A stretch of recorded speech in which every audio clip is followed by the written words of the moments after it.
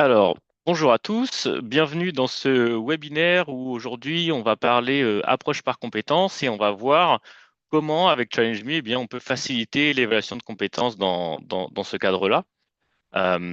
L'idée, c'est vraiment de montrer voilà, comment est-ce qu'avec ChallengeMe et quelles sont les fonctionnalités de ChallengeMe qu'on peut utiliser pour faciliter ce travail-là. C'est un vrai sujet, on va pas développer. L'idée, c'est pas de développer ce qu'est l'approche par compétence aujourd'hui. On va juste faire un petit rappel sur les bases de l'approche par compétence et ensuite montrer comment, au travers de ChallengeMe, on peut mettre en place ce type d'évaluation. Donc, on va d'abord faire un rappel, je vous montrerai ensuite la plateforme et ensuite, si vous avez des questions, l'idée c'est aussi d'avoir votre retour sur ce qu'on va présenter aujourd'hui, si vous avez des suggestions, des choses que vous trouvez qui fonctionnent correctement, on pourra échanger à la fin à ce sujet. Alors, je vais déjà commencer par présenter ChallengeMe pour ceux qui ne nous connaissent pas. Donc, nous, on est une plateforme d'évaluation et de feedback entre pairs, mais aussi entre les étudiants et les enseignants. On peut inclure dans les différentes phases qu'on verra tout à l'heure des étudiants, mais aussi des enseignants ou encore d'autres intervenants. On existe depuis 2015, on est complètement intégré aux principaux LMS comme Moodle, Blackboard, Brightspace. Ça veut dire qu'il n'y a pas de login, mot de passe supplémentaire pour accéder à la plateforme, on a juste à cliquer sur le lien présent dans notre LMS. Et on travaille avec des universités, des écoles d'ingénieurs, des écoles de commerce, en France principalement, mais aussi en Suisse, au Canada et en Belgique. En ce qui me concerne, je m'appelle Jean et du coup, moi, je m'occupe vraiment d'accompagner les enseignants dans l'utilisation de la plateforme, donc, que ce soit sur des questions techniques pour savoir comment est-ce qu'on peut paramétrer une activité en fonction de son besoin, ou encore sur des questions pédagogiques, donc connaître les bonnes pratiques par rapport au format qu'on adresse. On va pouvoir entrer dans le vif du sujet. Donc, un petit rappel au niveau de l'approche par compétence. Ça va être, quand on parle d'approche par compétence, on va plus évaluer simplement les connaissances des étudiants, mais plus leur capacité à mobiliser ces connaissances et des ressources externes par rapport à différents contextes. Quand on parle d'approche par compétence, on privilégie aussi beaucoup de retours qualitatifs. L'idée, c'est aussi que l'étudiant puisse recevoir du feedback sur la façon dont il a procédé par rapport à tel ou tel projet. Euh, Sur les compétences, on va voir aussi, dans certains cas, des niveaux de maîtrise. Donc, ça peut être débutant, intermédiaire, avancé, expert. Après, on pourra discuter de vous, comment est-ce que vous mettez aussi ça en place. Mais c'est vrai qu'on va souvent retrouver aussi des niveaux de maîtrise sur ces compétences-là. On peut être évalué par des enseignants, mais aussi par des étudiants, par des professionnels. Donc, c'est pour ça qu'on indique que plusieurs parties prenantes peuvent prendre part à l'évaluation pour enrichir les feedbacks donnés aux étudiants. Et c'est vrai qu'on a souvent du coup un référentiel de compétences qui va être défini au niveau de l'école. Et donc, sur cette base-là, comment est-ce que ChallengeView va pouvoir permettre de faciliter tout ça? Donc, le rappel qu'on a mis ici, c'est que l'objectif, c'est de faciliter la mise en œuvre de l'approche par compétences en permettant l'évaluation et l'échange de feedback avec des critères spécifiques. Donc, ChallengeMe va pouvoir faciliter ça en permettant la création de scénarios adaptés à ce qu'on souhaite évaluer. Dans ce scénario, on va pouvoir faire intervenir différentes parties prenantes. Donc, ça peut être de l'évaluation par l'étudiant, par l'enseignant et par des professionnels. Ça, c'est le format qu'on verra juste après.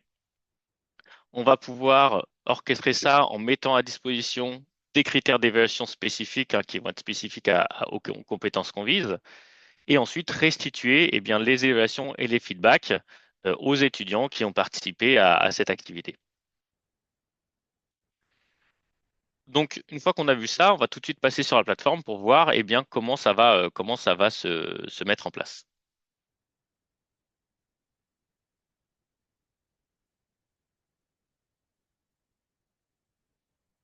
Voilà, donc là, normalement, vous devriez voir mon écran sur mon navigateur. Alors, juste avant de passer sur ChallengeMe, un petit rappel sur le fait que sur notre site, vous pouvez accéder directement à la bibliothèque de cas d'usage sur ce lien.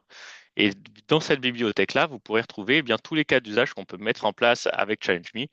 Là, vous avez une liste de tous les cas d'usage qu'on peut mettre en place. Cette liste n'est pas exhaustive, c'est juste pour vous montrer différentes façons d'utiliser Challenge Me dans vos cours.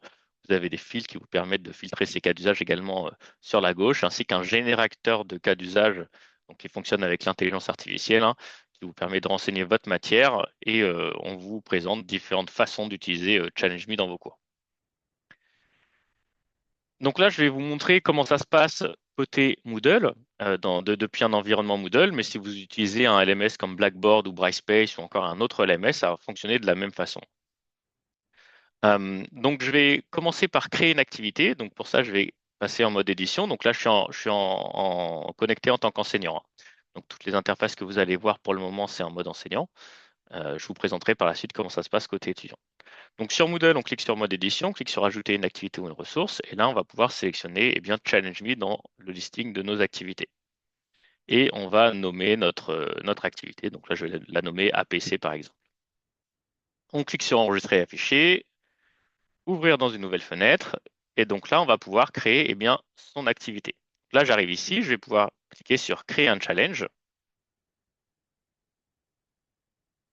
Et là, je vais arriver sur cette interface où je vais pouvoir soit sélectionner un modèle qui est déjà prédéfini. Donc, ce modèle, ça va être un challenge qui est déjà préconfiguré avec des phases déjà définies et puis dans certains cas des critères, des paramètres supplémentaires, etc. Donc là, vous avez un certain nombre de modèles. Là, je vais juste vous montrer comment ça se passe quand on part en partant de zéro. Et puis après, j'irai sur le format spécifique qui concerne l'approche par compétences. Donc là, je crée un challenge en partant de zéro. On me demande des informations générales. Et là, tout va se passer surtout dans la gestion des phases. Donc, un petit rappel sur comment fonctionne Challenge Me. On va avoir un challenge qui est une activité Challenge Me. Dans ce challenge, on va pouvoir ajouter un certain nombre de phases. Donc, ces phases-là, c'est celles que vous voyez ici. Donc, on a une phase de dépôt des travaux qui permet aux étudiants de soumettre un travail par rapport à une consigne de façon individuelle ou en groupe, hein, en fonction de comment on va les inscrire. On va avoir une phase d'évaluation des travaux où on demande aux participants d'évaluer les travaux soumis lors d'une phase de dépôt. Donc cette évaluation, elle peut être guidée par des critères d'évaluation et on demande aussi aux participants de donner un feedback. On va avoir une phase d'évaluation des membres du groupe. Donc là, les étudiants, suite à un travail de groupe, vont devoir s'évaluer entre eux sur des critères comportementaux. Donc là, on va utiliser ce type de phase quand on veut identifier, on va appeler les freeriders, donc les étudiants qui se reposent sur les autres lors des travaux de groupe. On peut aussi l'utiliser pour apprendre aux étudiants à donner un feedback à un collaborateur avec qui on a travaillé. On va avoir une phase d'évaluation des feedbacks reçus où là, on demande aux étudiants d'indiquer si on trouvé des feedbacks reçus pertinents ou non. Et enfin, une phase de résultat qui permet de calculer un score et de le présenter aux étudiants si on le souhaite. Et du coup, après, l'idée dans le paramétrage d'un challenge, c'est de sélectionner la phase qu'on souhaite, hein, si on part de zéro, et ensuite de paramétrer cette phase. Donc, on peut en ajouter un certain nombre, hein, ça peut être à la suite, ça peut être en parallèle. Donc, voilà, de cette façon-là, on va pouvoir vraiment créer son challenge. Donc là, je ne vais pas partir de zéro, hein, je vais utiliser un modèle que j'ai préparé pour vous montrer dans l'approche par compétences, voici une proposition de ce qu'on peut mettre en place. Ce n'est pas la proposition unique qui va fonctionner pour tout le monde, c'est juste pour vous montrer comment est-ce qu'on peut articuler Challenge Me sur cet objectif-là. Donc le format que j'aimerais vous présenter aujourd'hui, c'est le suivant. On va avoir un challenge où on va avoir un certain nombre de phases, donc je vais vous les présenter les unes après les autres. Et ensuite, je vous montrerai comment ça se passe côté étudiant. Donc, on va avoir une première phase d'auto-évaluation. Donc là, en fait, ici, on va demander à l'étudiant de s'auto-évaluer sur certains critères. Dans ce cadre, dans cet exemple-là, ça va être, on va essayer d'évaluer les compétences qui concernent la gestion de projet.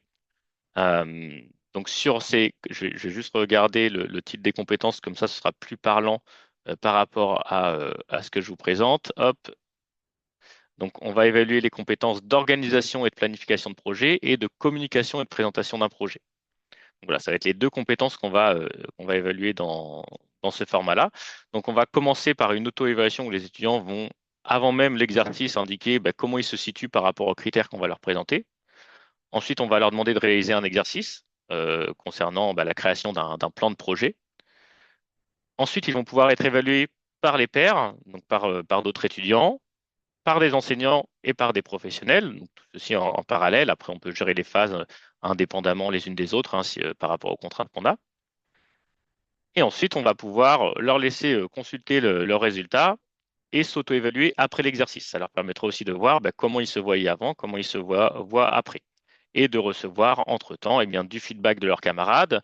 Ils vont aussi rentrer dans un processus où ils vont évaluer eux aussi les étudiants qui ont réalisé le même exercice. Donc, dans ce processus-là, ils vont améliorer leurs compétences en découvrant les travaux des autres, en focalisant leur attention sur les critères qui sont présentés, en mettant en perspective aussi le travail qu'ils sont en train d'évaluer avec leurs propres travaux, et bien évidemment aussi en recevant différents feedbacks de différentes personnes, hein, les étudiants, les enseignants et des professionnels sur le travail qu'ils ont réalisé. Donc voilà comment ça se passe. Après, au niveau de la configuration, l'idée, c'est simplement de sélectionner une phase, en fait. Là, je vais sélectionner la phase de dépôt des travaux. Et ensuite, on va retrouver des éléments de configuration ici. Donc la date, par exemple, on va avoir une date de début, une date de fin pour chaque phase, des consignes. On va aussi, dans l'onglet participants, indiquer qui va devoir participer à cette phase-là. Donc là, on a inscrit des étudiants individuellement. On aurait aussi pu les inscrire en groupe si c'était un travail de groupe. Donc, au niveau de l'inscription, on a deux choix. Soit on les importe directement depuis le cours du LMS, soit on les importe via un fichier Excel. Dans notre cas, je les ai inscrits de façon individuelle. Pour ce faire, on a juste besoin de cliquer sur Inscrire individuellement pour les importer directement depuis le LMS.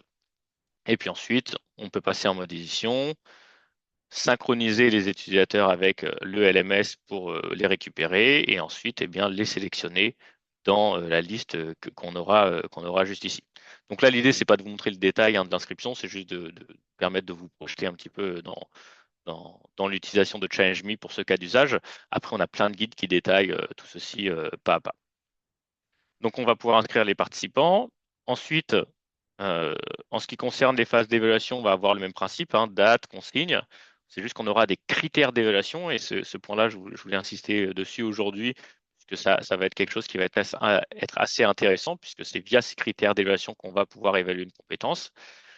Donc là, on a un certain nombre de critères qui ont été définis, hein. Donc là, pour la compétence 1, on a le premier critère, donc c'est 1.1, avec le nom du critère, et puis différents niveaux de maîtrise, débutant, intermédiaire, avancé, expert, et puis un élément observable sur chacun de ces niveaux-là, pour permettre à celui qui évalue, que ce soit l'étudiant, le professionnel ou encore l'enseignant, d'avoir une évaluation qui laisse le moins de place possible à la subjectivité et du coup d'harmoniser aussi toutes ces évaluations sur ces mêmes critères-là, puisqu'on va mettre à disposition ces critères-là à toutes les personnes qui vont évaluer. Donc on va avoir ces critères-là qui vont être définis au niveau de la phase. Au niveau de l'organisation, si l'école a un référentiel de compétences, on peut tout à fait au fait ajouter ces critères sous forme de pack. Donc là, le pack va représenter une compétence. Donc là, je vais aller dans les collections de l'école. Et donc, ces collections, elles vont représenter, par exemple, les compétences qu'on vise. Donc là, j'ai organisation et planification de projet et communication et présentation d'un projet. Et sur chacune de ces compétences-là, je vais avoir 4 critères liés. Donc là, c'est 2 exemples, hein. Après, ça dépend de vous, le référentiel de compétences que vous avez.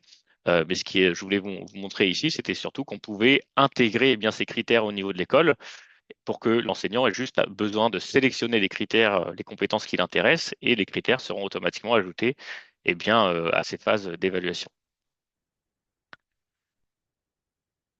Ça, c'est pour les phases d'évaluation. On va pouvoir procéder de la même manière pour l'évaluation par les enseignants et pour les professionnels. Donc là, la seule différence qu'on aura entre ces 3 phases, c'est qu'au niveau des participants, sur la phase d'évaluation par les étudiants, on va inscrire les étudiants. Sur la phase d'évaluation par les enseignants, on va inscrire le ou les enseignants. Et puis, sur la phase d'inscription, d'évaluation des travaux par les professionnels, on inscrira les autres parties prenantes de l'évaluation ici. Et après, on peut répéter ce principe-là avec d'autres phases, hein. Si vous avez euh, d'autres d'autres personnes qui peuvent prendre part à l'évaluation parce qu'on estime que c'est pertinent, on peut tout à fait les inscrire de cette façon.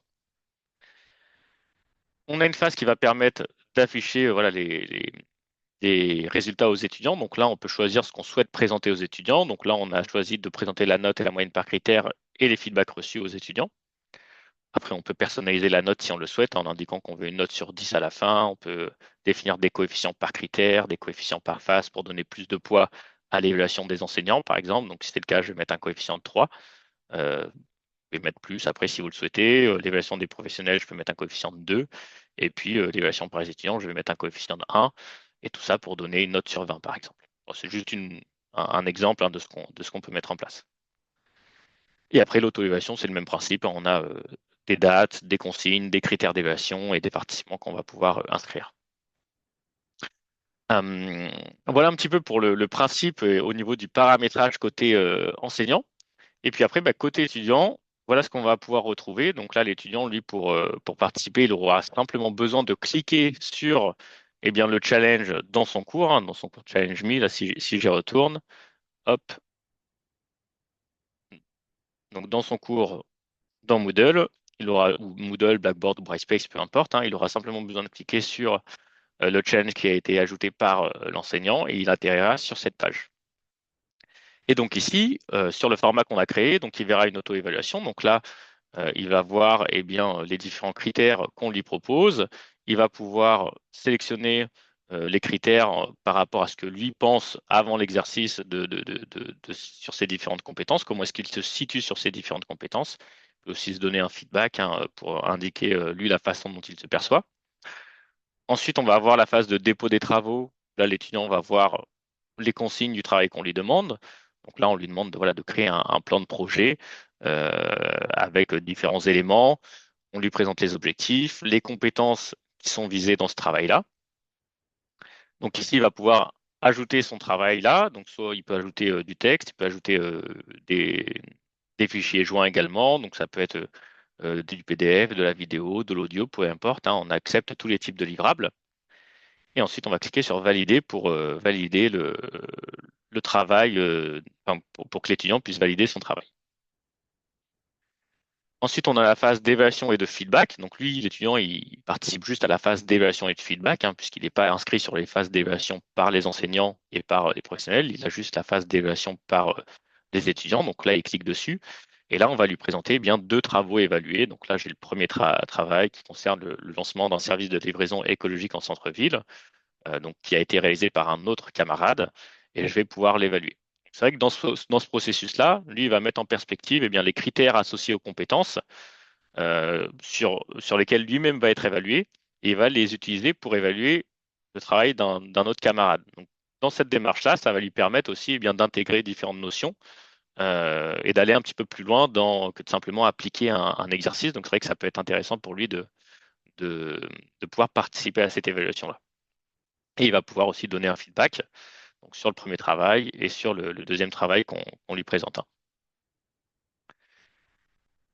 Ensuite, il va pouvoir découvrir ses résultats une fois que la date sera atteinte, hein.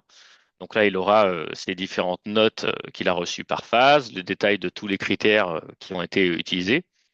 Et ce qui va être intéressant, ça va être surtout ici, c'est là le travail qui a été évalué, on voit qu'il a eu 6,15 sur 10 basé sur un certain nombre d'évaluations. Donc là, il a dans un premier temps les évaluations et les feedbacks des travaux reçus par ses pairs. Donc comment les étudiants l'ont évalué. Donc là, il a un premier feedback d'un étudiant, un deuxième feedback d'un étudiant, et il a sa moyenne par critère pour comprendre ben, quels sont les critères sur lesquels il peut s'améliorer. Donc là, typiquement, on voit que le C2.1 euh, pourrait être beaucoup plus amélioré par rapport aux autres. A contrario, on voit que le C2.2 a été celui qui a été le mieux évalué. Ensuite, on a la même chose, mais le feedback, l'évaluation par l'enseignant. Donc là, il a son feedback par l'enseignant et les différents critères évalués par l'enseignant. Et la même chose pour les professionnels. Donc, on retrouve le feedback et puis les différents critères d'évaluation. Donc avec tous ces éléments-là, ça lui permet vraiment de pouvoir avoir une richesse de feedback, puisqu'il aura des retours de ses camarades, de l'enseignant, de professionnels, et de bien comprendre eh bien, comment améliorer son travail. Hop. Ensuite, il va pouvoir s'auto-évaluer. Une fois que tout ceci est terminé, qu'il a fini le processus, eh bien, il va pouvoir s'auto-évaluer sur les mêmes critères. Donc, il a l'auto-évaluation sur tous les critères qu'il a eus et il va pouvoir bah, du coup comparer avant et après comment il s'est vu après avoir reçu des feedbacks de ses pairs, de l'enseignant et des professionnels. Voilà un petit peu le parcours dans lequel l'étudiant pourra rentrer. Euh, et après, côté enseignant, on pourra administrer tout ça, hein. On va cliquer sur suivi de l'activité. Hop, alors je vais aller plutôt dans un challenge, pardon, où on a des données. Voilà, donc là, l'enseignant va pouvoir rentrer dans cette interface d'administration. Il va voir eh bien, toutes les phases en haut et consulter la participation. Donc là, pour la phase d'auto-évaluation, par exemple, je clique dessus. J'ai la liste des étudiants ici et je peux voir bah, qui a participé. Donc là, je vois que j'en ai que deux, hein. Si besoin, j'ai des filtres qui me permettent eh bien, de filtrer les étudiants qui m'intéressent. Et ensuite, je clique sur l'étudiant en question pour voir l'auto-évaluation qui s'est donnée. Là, j'ai la liste des critères. Il ne s'est pas donné de feedback, donc je n'ai pas de feedback, mais sinon, je le verrai. Après, je peux très bien modifier, si besoin, ces éléments-là ou les invalider si j'estime que c'est nécessaire. Ensuite, j'ai la phase de dépôt des travaux. Donc là, j'ai le même principe, hein, la liste des étudiants, est-ce qu'ils ont bien validé un travail? Et puis, je peux cliquer dessus pour voir le travail qui a été validé. Même chose pour l'évaluation. Donc, chaque phase d'évaluation, je vais retrouver ce même principe-là. Et enfin, en phase de résultat, je vais avoir eh bien, la note de l'étudiant, la note globale, hein, calculée par rapport à ce qu'on a renseigné dans le module de notation, et puis le détail des évaluations par les étudiants, par l'enseignant et par les professionnels. Donc là, ça me permet d'avoir une vue globale des évaluations reçues par chaque étudiant. Et après, je peux aller dans le détail, hein. Si je veux avoir que le détail des évaluations par les étudiants, ben, je vais sélectionner cette phase-là et là, j'aurai le détail uniquement des évaluations reçues par les étudiants. Même chose pour les enseignants, etc. Et après, en cliquant dessus, ben, j'ai le détail, j'ai le travail qui a été validé, puis ensuite, j'ai le détail des feedbacks de cette façon. Tout ceci est exportable au format Excel. Ça fait cliquer sur exporter, qui se trouve juste ici, et ça nous exportera un fichier Excel avec tout le détail, hein, la participation, les notes, les feedbacks échangés, si on souhaite le traiter de cette façon-là. Si on a besoin aussi de reconfigurer les scores, les coefficients qu'on a définis, on va pouvoir le refaire ici, hein, même quand le challenge est terminé, si on a besoin d'ajuster, si besoin. Là, on va cliquer sur configuration des calculs ici. On va mettre à jour nos coefficients si besoin et on va resimuler la configuration si on souhaite la publier par la suite. Voilà un petit peu le principe. Donc, l'idée, c'est pas de vous faire vraiment une formation technique, c'était vraiment de vous présenter, voilà, via l'approche par compétences, via le Challenge Me, comment est-ce qu'on peut faciliter cette approche par compétences. Alors, j'ai fait un petit listing des différents points à retenir là-dessus. Donc, le premier point, ça va être qu'on va pouvoir eh bien, définir des collections de critères et que ces collections de critères vont permettre eh bien, d'organiser les critères par compétences au niveau de l'école. Ça permet de structurer eh bien, les différents critères qu'on veut avoir par compétence et de les mettre à disposition très facilement aux enseignants au niveau de l'école dans Challenge Me. Ensuite, sur chaque critère, on peut avoir différents niveaux de maîtrise. Ça permet de pondérer chacun des critères et de faciliter aussi l'évaluation par ceux qui vont évaluer, en ajoutant aussi des éléments observables pour permettre eh bien, de réduire la subjectivité au maximum. On peut avoir à la fois du quantitatif et du qualitatif, hein, donc du quantitatif avec les notes qu'on donne, du qualitatif avec les feedbacks qu'on permet eh bien, d'échanger dans la plateforme. On peut intégrer différentes parties prenantes en fonction des phases qu'on va paramétrer. Donc après, le système, c'est juste d'inscrire les personnes qu'on souhaite dans les différentes phases. Et après, on peut pondérer tout ça avec des coefficients dans la phase de résultat. Là, je vous ai montré l'évaluation d'un travail spécifique, hein, qui était la création d'un plan de projet. On peut très bien aussi avoir le même système avec l'évaluation de portfolio, hein, puisque sur l'évaluation de portfolio, on peut aussi retrouver de l'auto-évaluation, de l'évaluation par les pairs, par l'enseignant. Tout à fait aussi permettre l'évaluation de portfolio avec ce format-là. La restitution des résultats, elle va être facilitée, puisqu'on va indiquer directement dans la plateforme ce qu'on souhaite présenter aux étudiants. Et l'étudiant, lui, aura juste besoin de se connecter pour consulter ses résultats. Et surtout, toutes ces données-là, elles vont être centralisées et consultables à tout moment par les utilisateurs, hein, que ce soit étudiants ou enseignants. Euh, donc voilà, j'arrive au terme de cette présentation. J'espère que c'était clair. Maintenant, si vous avez des questions, ben, n'hésitez pas à activer votre micro et à poser vos questions. Et puis, je serai ravi d'y répondre. Merci Jean. J'aurais une question. Oui, Euh, donc, on travaille au déploiement de l'évaluation par compétences à Excelia. d'accord, Et justement, sur le portfolio, moi, j'avais testé un peu l'outil pour voir dans quelle mesure on pourrait développer tout le travail réflexif autour des d'accord. compétences sur Challenge Me.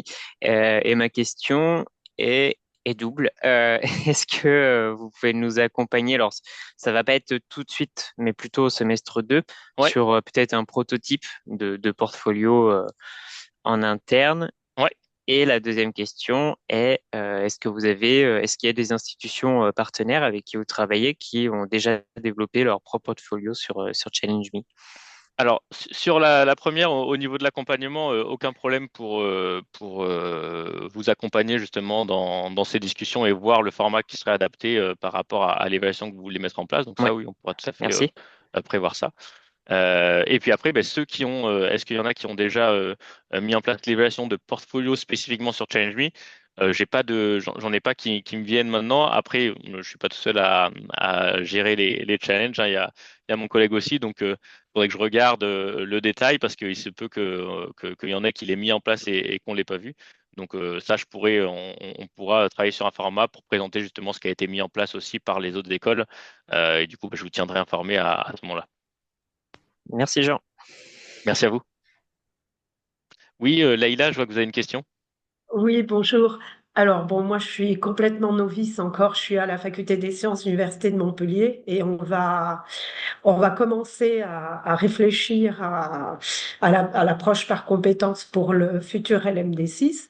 Et alors, donc, moi, j'ai une question par rapport à comment est-ce qu'on peut faire pour que les différents enseignants, en fait, puissent évaluer les compétences qui peuvent être différentes et à la fin, si vous voulez, avoir une note globale sur la compétence présentée, Oui, son travail, mais sachant que pour une UE, je sais pas moi, en physiologie, bon, nous on est en biologie, donc une UE en physiologie, une UE en microbiologie, ils vont tous avoir des choses un peu différentes et peut-être utiliser le même outil, mais à la fin, il faut qu'on donne une note globale oui. sur la compétence X. Et comment ça c'est possible? Enfin, on fait juste des moyennes de ce qu'on a obtenu ou est-ce qu'il y a des choses plus simples ou Alors, voilà, je ne sais pas. Merci. ça va dépendre au fait des formats d'activité que vous voulez avoir. Au fait, ce qu'il faut retenir, c'est que une activité de Challenge Me, vous pouvez avoir différentes phases d'évaluation où vous allez inscrire différents évaluateurs. Donc là, vous pouvez très bien avoir, je vais expliquer un format là, mais ça peut être tout autre, hein. Je ne sais pas si ça va correspondre à votre cas, mais vous pouvez très bien avoir une phase d'évaluation où vous allez dire, vous allez inscrire deux enseignants. Et on dit que ces enseignants-là, ils vont être en charge d'évaluer deux compétences spécifiques sur un travail. On peut avoir une deuxième phase où on a deux autres enseignants qui vont évaluer deux autres compétences, puisqu'au fait, les critères d'évaluation sont propres aux phases. Donc, on peut très bien avoir des critères d'évaluation sur une première phase et d'autres critères d'évaluation sur une autre phase. Donc ça peut être un format là-dessus. Après, vous, si le travail il est réalisé sur différents cours, euh,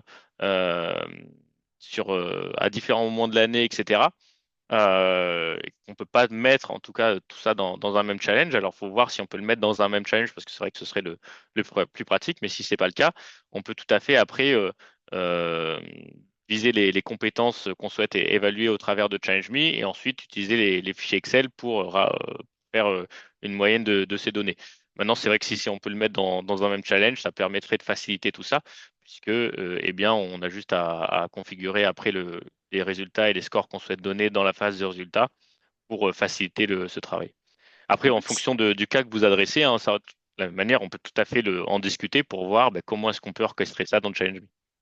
Même si ce sont des dépôts différents, des travaux différents. Alors, si vous pouvez le mettre dans le même challenge, on peut tout à fait faire différentes phases de dépôt. Dans un même challenge, on peut très Ah, bien faire des d'accord. itérations avec une première phase de dépôt, une évaluation par certains enseignants, une deuxième phase de dépôt où là, on évalue d'autres compétences et on inscrit dans la phase d'évaluation d'autres enseignants ou les mêmes, peu importe. Mais tout ça, en fait, on peut aussi le faire dans un même challenge. Après, ça dépend du scénario que vous souhaitez adresser. Est-ce que c'est compatible avec un seul challenge ou est-ce qu'il faut le faire dans plusieurs? Si c'est dans plusieurs, à ce moment-là, ben, il faudra rapprocher les données. Si c'est dans un seul, ben, ça permet de faciliter grandement ce travail. Super, merci beaucoup. Je vous en prie.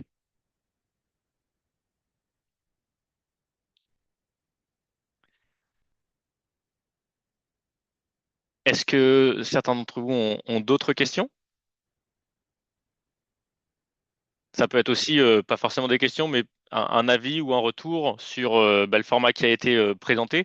On a quelques connaissances sur l'approche par compétence, mais nous, on se considère pas comme expert de l'approche par compétence. On essaye simplement de faciliter bien, ce travail-là. Donc, n'hésitez pas aussi à donner vos retours sur ce qui a été présenté.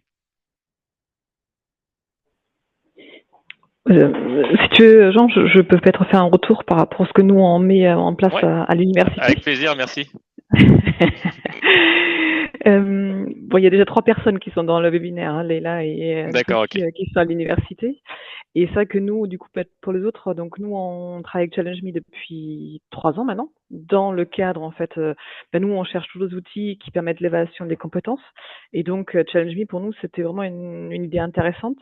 Et ce que tu as présenté là, je trouvais, ça rejoint vraiment ce que nous, après, de toute façon, tout le monde est libre, on peut avoir plusieurs scénarios, mais l'idée, en fait, d'accompagner le développement de compétences, c'est très intéressant. Et surtout, la partie feedback, qui est quand même très difficile à mettre en place par l'enseignant par manque de temps. Parce que bon, si vous avez des grandes cohortes, bah, c'est compliqué. Et donc là, de faire jouer le rôle sans que l'outil prend la place d'eux, mais plus ouais, donner aux étudiants la possibilité de s'entraîner et donner un feedback et de comprendre si oui ou non, eux aussi ils ont compris la compétence, je trouve que c'est vraiment une idée intéressante pour la PC. Je pense que ça peut vraiment aider. Après, nous, pour l'instant, on n'a pas assez de recul. Nous, c'est vraiment, Ouais. ben, on attend aussi hein, le retour des enseignants, mais jusqu'à maintenant, l'idée, ben, il y a beaucoup qui essayent quand même. Donc, a priori, on va pas dans la bonne direction. Merci pour ton retour, Dominique. Effectivement, oui, l'idée, c'est vraiment de faciliter en gros la gestion de tout ça avec l'échange de feedback. Donc, effectivement, pas faire le travail à la place, mais de faciliter justement la mise à disposition bien, des critères, des champs de feedback et de la restitution des résultats pour les différentes personnes qui vont participer pour faciliter ça. Et peut-être si je peux rajouter Oui, le fait aussi qu'il n'y a plus forcément les notes à donner dans l'évaluation, ça va aussi dans le sens en fait de l'APC parce que l'idée c'est quand même de développer une compétence et accompagner et c'est pas toujours de sanctionner avec une note. Et donc là aussi le développement de votre côté c'est intéressant pour les enseignants après de simplement aider et de donner des indications sans oui. forcément dire bah c'est 10 sur 20 ou etc. Tu parles de ce format d'options prédéfinies ou de simplement pouvoir aussi simplement donner du feedback sans forcément donner une note? Oui, surtout donner des feedbacks sans donner des notes. D'accord, oui, tout Ça, à c'est fait, oui. vraiment quelque chose qui était attendu et ça va pour nous vraiment dans le sens de l'APC. Oui, c'est vrai que je ne l'ai pas précisé tout à l'heure, mais dans les critères, là, on voit des critères quantitatifs qu'on va pouvoir sélectionner, qui vont générer une note. Mais il y a un format que je n'ai pas présenté, c'est simplement l'échange de feedback. Donc, on voit de plus en plus d'enseignants qui le font, qui le mettent en place. Très bien mettre des phases où on donne juste du feedback, on va pas générer une note derrière, c'est juste pour faire du qualitatif, du formatif et pas forcément générer une note derrière. Donc ça, c'est vrai que c'est un format qui fonctionne bien et c'est vrai que ça rentrerait totalement dans ce cadre-là.